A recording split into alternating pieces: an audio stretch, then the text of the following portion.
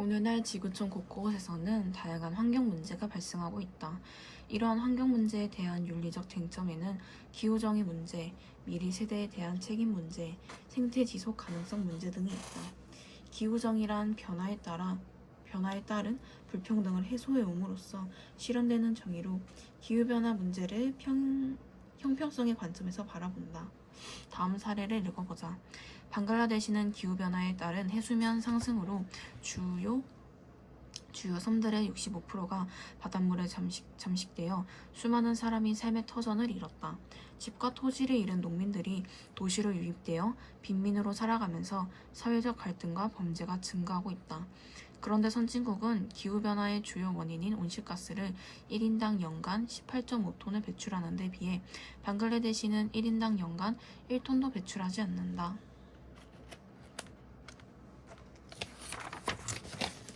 앞 사례를 통해 알 수 있듯이 개발도상국은 온실가스의 배출량이 선진국보다 훨씬 적지만 피해는 선진국보다 더 크게 발생하고 있다.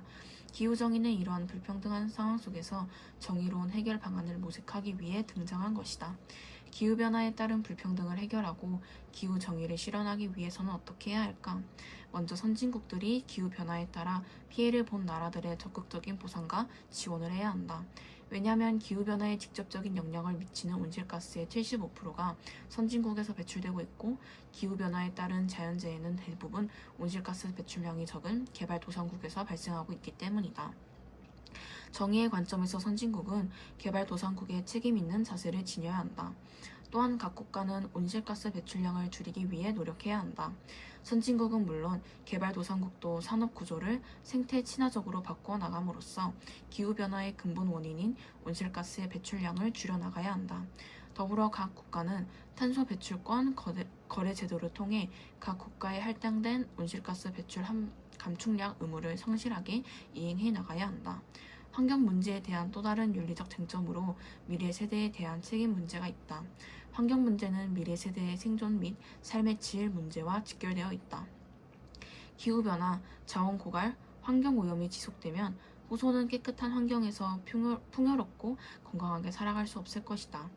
미래 세대도 현 세대와 다름없이 인간답게 살아가려면 비옥한 토양, 신선한 물과 공기, 에너지 등이 필요하다.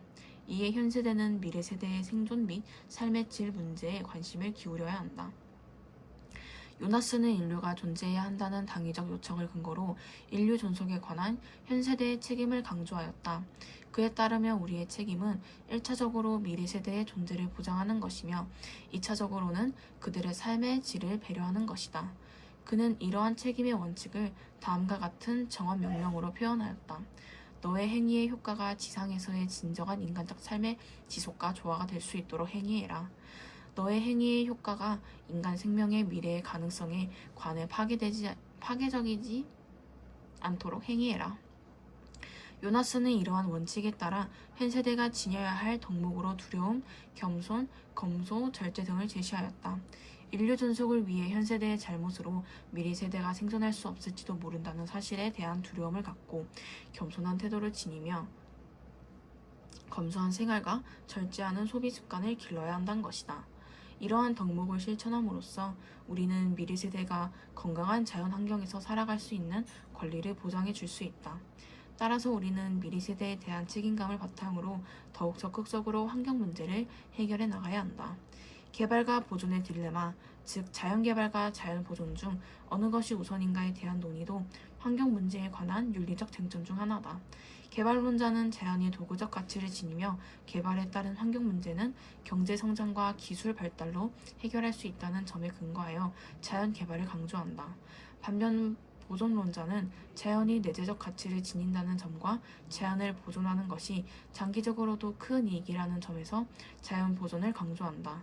두 입장 중 어느 한쪽을 선택하기 쉽지 않지만 이러한 딜레마를 해결하기 위해서는 생태 지속 가능성을 고려해야 한다. 이러한 인식을 바탕으로 제시된 개념이 환경적으로 건전하고 지속 가능한 발전이다. 이것은 미래 세대가 그들의 필요를 충족할 수 있는 범위에서 현 세대의 필요를 충족하는 개발 방식이다.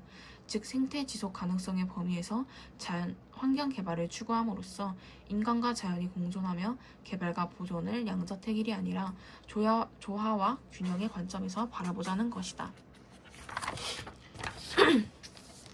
그렇다면 환경적으로 건전하고 지속 가능한 발전을 실현하기 위해서는 어떤 노력이 필요할까? 개인적으로는 친환경적 소비를 생활화해야 한다. 예를 들어 에너지 절약을 습관화하고 폐기물을 재활용하며 에너지 효율이 높이면서도 자원을 덜 소비하고 오염 물질을 덜 만드는 제품을 구매함으로써 지속 가능한 발전에 이바지할 수 있어야 한다. 국가적으로는 관련 제도와 법을 마련하고 확대해야 한다. 예를 들어 태양열이나 풍력 등을 활용한 신재생 에너지 개발을 제도적으로 지원하고 온실가스나 환경오염 물질 등의 배출을 규제하는 법을 엄격하게 시행해야 한다. 국제적으로는 국가 간 협력 체제를 갖추어야 한다. 예를 들어 파리협정, 람사르 협약, 생물 다양성 협약 등과 같은 국가 간 합의와 탄소 배출권 거래 제도, 녹색 기후 기금 등과 같은 제도나 기구를 통해 국제적인 협력을 이끌어내야 한다. 오늘날 환경 문제는 인간의 무분별한 행위에 의해 발생한 것이며 인류의 생존을 위협하고 있다는 측면에서 윤리적으로 접근해야 할 문제라고 할 수 있다. 따라서 우리는 생태계와 미래 세대에 대한 책임의식을 갖고 생태 지속 가능한 발전을 통해 기후변화 등 환경 문제에 적극적으로 대처해야 한다.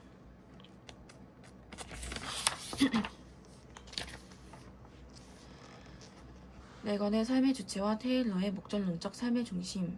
삶의 주체라는 것은 단지 살아있다는 것 또는 단지 의식을 갖고 있다는 것 이상을 의미한다.